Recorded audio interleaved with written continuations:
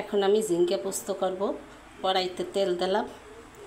তেল দেওয়ার পরে আমি দুটো কালো জিরা দিয়ে দিলাম। তারপর আলুটা ঢেলে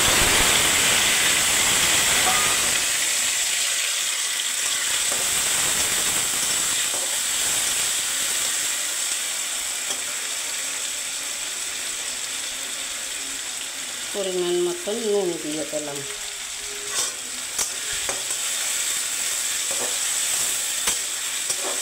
এখন আলুটা ভাজা হইলে পরে ঝিঙ্গাটা দেবো।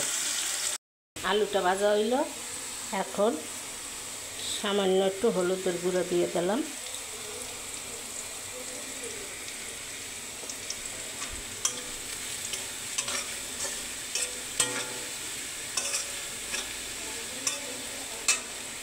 এখন আমি ঝিঙ্গাটা ঢেলে দেবো।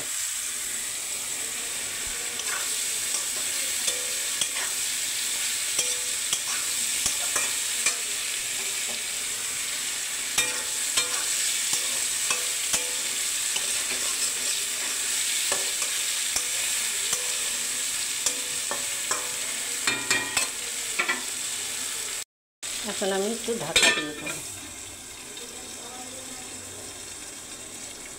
এখন আমি ঢাকাটা তুলে দিলাম। ঝিঙে আলুটা কষা কষা হয়ে গেল। এখন আমি পোস্তটা দিয়ে দেবো। এই পোস্তটার ভিতরে কাঁচা লঙ্কা আছে, একটু আদা আছে, আর পোস্ত আছে। ঢেলে দিলাম।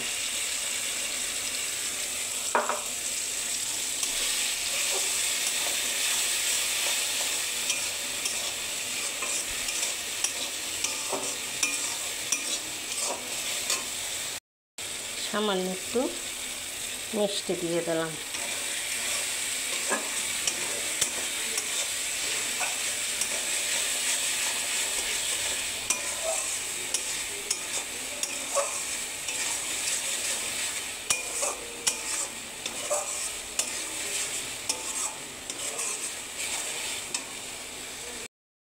পোস্তটা হয়ে গেল। এখন আমি বাটিতে ঢেলে দেবো।